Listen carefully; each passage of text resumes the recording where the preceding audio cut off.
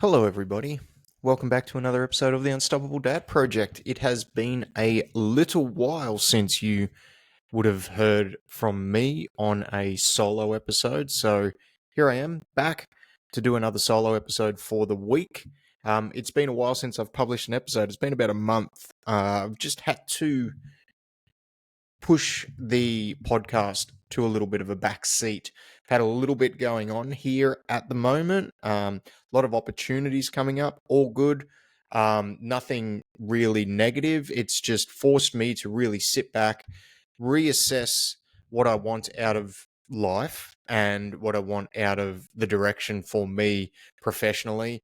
And that means that this has just been put on hold for the month. But I'm probably going to start to pivot back into doing a few more solo episodes. The time commitment that is needed in order to do the interview style episodes that I've been doing, as much as I've really enjoyed doing it, I've been able to talk to some great people, and I still have a few other episodes that I will publish over the coming weeks.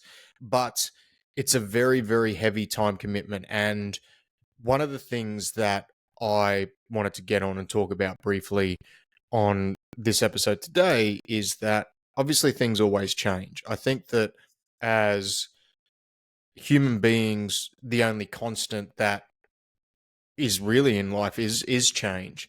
And I think especially if you're somebody like myself who likes to push, likes to try and always be growing, likes to try and always be looking for how to grow whatever it is that you're doing. For me, it's looking to grow my business. It's also looking for me to grow personally. I've spoken about it on the podcast a few times over the last, 9 to 12 months. I've undertaken a journey where I'm back studying again. I'm doing a diploma of counseling to try and, I guess, legitimize the mental health work that I've been doing with people inadvertently over the last 15 years. There's a very large component to, when we're dealing with people from a personal trainer or a coach point of view, where there's a lot of inadvertent counseling that goes on. You build quite strong relationships with those people that you're coaching, especially when it's an in-person thing. And you're seeing those people 3, 4, 5 times a week. Like, you are having some very, very deep conversations with people. So as a result, I made that decision that I was going to go and get a formal qualification to hopefully aid me in becoming a better coach. So by pushing to be better as a human being, to grow my skill set, it just means that at different times I'm going to have to assess my time commitments in order to really work out what's going to be the best path forward so that I can effectively use my time to move the things forward that I want to move forward. And I guess the thing that I'll run over today is what my thought process was as I was going through that, and why it was the podcast that I chose to take the back seat. And there was two elements to that, right? Firstly, one concept that I go over a lot with my clients, and that I've also gone over a lot on the podcast, is priorities, and really working out what your priorities are. And for me, that doesn't necessarily mean that they're not going to change. I think you're going to go through different seasons in life where different things are going to shift to the top. And you can call them values, you can call them whatever you want to, but it's basically having, I guess, a rule set for yourself to revert back to, so that when things do get a little bit tough, or you're trying to work out what should I be doing, what action should I be taking, you've got something to revert back to, so that you can go, right, like, this is going to be the biggest thing that I'm going to work towards. So how am I going to structure my time to achieve that? And one of the things that has always been super important for me, as it is for probably everybody that listens to this podcast, or most people that listen to the podcast, is going to be my family, and time with the family, time with the kids. Now, my kids are also, they're getting to an age now where they're both in school, so they're not home as much. They're probably going to start to go through a phase soon where friends are going to start to become very important to them, and friends are important to them now, but more so in the future. So we're going to have, not that our job is ever finished as parents, but we're going to have there's going to be less of a hands-on time commitment. It's going to be a little bit more about quality time than it's going to be about the total time. So there is a little bit of time that is easing up. So, but that's always going to be my number one priority for me personally. For you, maybe not, but for me, that is. So everything I do is going to relate back to that. And then within there, there's always going to be things that are interconnected. My health is obviously very high on my priority list. So my physical health, my mental health, that is something that for me, I've always prioritized. So I'm going to always continue to prioritize an appropriate amount of time each week and each day for that. So they're the first two things that I'm kind of putting time aside in my diary for. And then from there, where it has shifted over the last kind of 12 months is study. Study has become quite a high priority list because it is important to me to finish this course that I'm doing so that I can use that to continue to grow the business and grow my professional skill set. So that has been pushed up the list, whereas in the past maybe it's been a lower priority on the list, but that has gone up in the list, which has meant that then there are other things that I guess are in line with that. So making money is in line with that. So the coaching business, making sure that I'm bringing enough money into the family to make sure that they're provided for appropriately. And there can be a balance for that, right? And with today's day and age, without going down the rabbit hole, I know there are a lot of people struggling. We're very lucky in the fact that, we're quite comfortable with what we've got. I've got quite a lot of flexibility with what I do. So I understand my situation is a little bit unique and everybody is different. But I do believe with the people that I've been working with over the years, you can use a very similar structure to what I do. It's just the mechanics within that structure are going to be different. But obviously, the providing, probably if we had to actually rank them 1 through 5 or 1 through 6 or however many priorities we're looking at, the work is probably going to take precedence over the study just because that ties into my number one goal, which is being there for my family and providing for my family being the overarching thing that is driving me. But they're kind of the top 4 priorities, and it means that the other things have to take a back seat. And the one thing with this podcast, and this isn't a woe is me story because it is my decision and it's my choice to do this podcast and continue to do it over the last 3 years. The way that this podcast has made money for me is it drives people into the coaching business. I don't run ads. We've got a very small following on YouTube, so there's no monetization on there, which, just to give it a plug, I have been placing a lot more emphasis in putting videos up on YouTube, so please jump over there and give us a subscribe. Try and build that up. If you find some value from it, make sure you share it with people. We've got a much larger following in the audio space, just because that's where the podcast started. But it's the podcast itself isn't monetized. The way it feeds into other areas of my life is that it does bring in people from a coaching point of view. But I am also at a point with my coaching where I'm starting to get to capacity. So I don't necessarily need as many people coming in because my time commitment that I'm able to give to each person that I coach, because what I do from a coaching point of view is everybody is truly treated as an individual, because one of my core premises and core beliefs as a coach is that the advice that you should be given should be context dependent and not a cookie cutter program, or not cookie cutter advice which is given to every single person. So there is a minimum time commitment that I need to put in each week. Doesn't matter whether it's somebody that's in person or somebody that's online that I'm working with remotely, either in a different country or throughout Australia. There still needs to be a minimum time commitment because I'm crafting out a plan for each person individually. So the commitment that I have from a coaching point of view is starting to get tapped out, while understanding that I still want being the probably highlighted word in there, I don't have to, I get to. I want to be able to do these other things. I want to still make sure I've got plenty of time to spend with my family. I want to make sure that I have that time where I am able to continue doing this study. So, from a coaching point of view, I'm not really looking to bring too many other people in. Obviously, there are still some vacancies, and depending on the person, and if I feel like I can help them effectively, there are people that we are bringing in.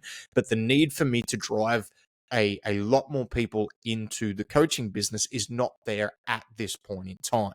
So as a result, that was kind of the process and the hierarchy that I went through to go, righto, the time commitment that goes into making and editing and publishing social media clips for the podcast is probably better used for me right now in other areas of my life. And to talk about mentally, some of the things that I had to kind of address with that, there was feelings of worrying about what other people would think. Oh, I've taken a few, I won't say extended breaks, but I've taken a few couple of week breaks over the last 3 years on the podcast. And to be fair, taking those 3 and 4 week breaks kind of intermittently when I felt that I've needed it to prioritize the time for something else is probably one of the reasons why I'm still continuing to publish episodes of the podcast. I'll go through about, 3 to 6 month period where you'll get a new episode every week, and then it might be a couple of week break, and then I'll go through another 6 months and do it.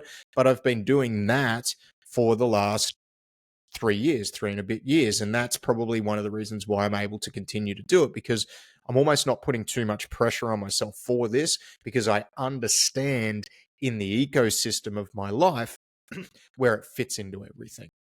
And because it is an outward facing thing that I'm doing, there is always the worry of what are other people going to think. And as I get older, I care less about what other people think, um, other than those that are actually important in my life. But there was that fear. That was one of the things that came up. There was thought of, do I just give up on it completely? And I sat down and I kind of wrote out some pros and cons and really thought about it. And it's like, well, I was almost at the point where I was going to just jettison the podcast completely. But I also during that time got a few messages and a few really nice things said from friends, from people that listen to the podcast, and kind of said, asking, what's going on? Is there going to be some new episodes and things like that? And I realized that even though selfishly the thing for this podcast was to try and bring people into the business, one of the reasons that I started was just to put free information out there that has helped me personally and has also helped people that I've coached.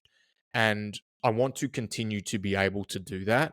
And it's just probably going to mean at different times, I need to accept that we may go through periods where there's not an episode published for a couple of weeks just because I've got other things going on. Right now, I don't have any help with this. Again, it's not a woe is me story. It is just more to let you know what the current state of play is within that life, and also the thought process that I'm going through, because I think we all go through these times where we've got to reassess what is going on with our time. We either want to add something in, whether it be I want to start working out more, or I want to do something new, or it is that something is forced upon us, and as a result, we are having to look at our life as a whole and go, right, like I've got to find time. I have to find time to do this from somewhere.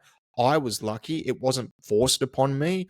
It was actually a conscious decision to do the things that I do and push the things to the back that I did. But there are going to be potentially some times, whether it be in the future that I haven't seen yet, or it be, way into the future, 5-10 years down the track, that I'm probably going to have something forced on me where I am going to have to make a very quick decision about where my time commitments lie, because something is going to rocket up the list of importance that I need to allocate time to, which means things are going to have to just drop off the edge. And that's just the reality of life. The only constant that we really have in life is change. And when it gets to that point, I think you have to be okay to say no to things. You have to also have potentially a skill set and a tool set to really analyze what is important from a time point of view. And sometimes it may not mean that you have to give up on things. It might just mean that they take a back seat for a few weeks or even a few months, or maybe it's even a year, or maybe it just means that we dial down the time commitment on a few things there. But your decision is always going to be based off your hierarchy of needs and your individual set of priorities. So, what is important to you? And again, harping on about this as an overarching concept, if you don't quite understand those, it's going to be hard for you to make the decision or make a decision that you're comfortable with. And I think that's probably more to the point. When you make a decision to maybe drop something back and commit to something else, I think you have to inherently be okay with that decision, because there are no absolutes in what we do. There are only ever trade-offs.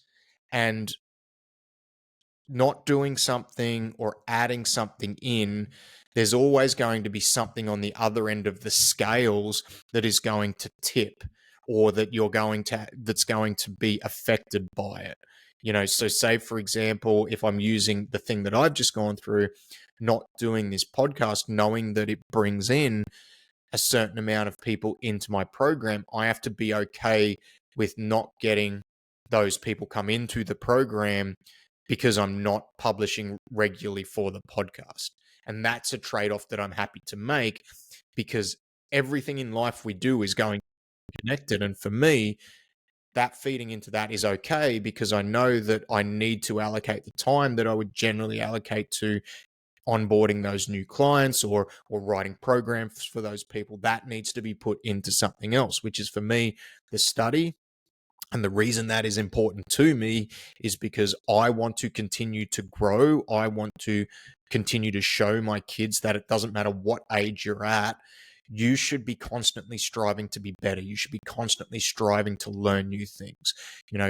Our kids, when they're young, I think they truly believe that we know everything and we have the solution to all life's problems. And while I want my kids to know that I am competent and I can help them no matter what, and they can come to me no matter what, it's also important for them to know that I don't know everything, and I'm going to always be constantly learning new things so that I can get better as a human being, and I can then effectively help them better. But I can also be, I guess that I'm kind of a little bit lost for words with my train of thought here, but maybe, and it's not that I shouldn't say so I can be happy with myself, but as long as I can constantly be improving, I think that's one of the things that's going to help me build confidence throughout life to take on new tasks and new challenges. But that constant, consistent drive to be better, to try and always improve oneself, is something that is a habit that, or a trait that I want to instill in my kids. So the study, adding that in and that shooting up my priority list, it's not just about me obtaining a new qualification. It's about a few other areas. And that's why I'm prioritizing time for it. I think if you're trying to implement something new, if there is only one area in life that it is impacting, i.e., I want to, let's say I'm going into the gym and I want to add in training, and the only reason I want to do that is so that I look better in the mirror, that may be a flimsy enough reason that you drop off. If the reason then, yes, I want to look better when I look at myself in the mirror. I want to feel better about myself, but I also want to be more athletic. I want to be able to do more stuff so that I can go out and play with the kids. I want to show my children that it's okay to prioritize time for yourself, so that when they get older, they're able to do the same things. I want to show my son that, like, what, you know, a man should be from a physical standpoint. It doesn't mean they have to be super jacked and everything like that, but they should be physically fit and capable. I want to be my kids to see that. That's a bigger reason.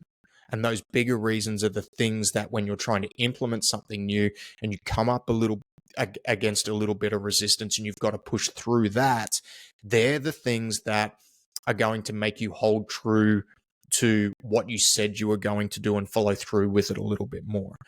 And I think that that's all important. And, the last 20 minutes, I've really gone through a lot. I've covered off, I guess, a lot of different topics. But to wrap it all up, the only thing that is going to be constant in life will be change. We are going to go through periods in life where we are able to settle into a routine and we are able to get our habits right. But at some point, whether it be chosen or forced upon you, you are going to have to change, and the time commitments that you put into things are going to have to be shuffled around.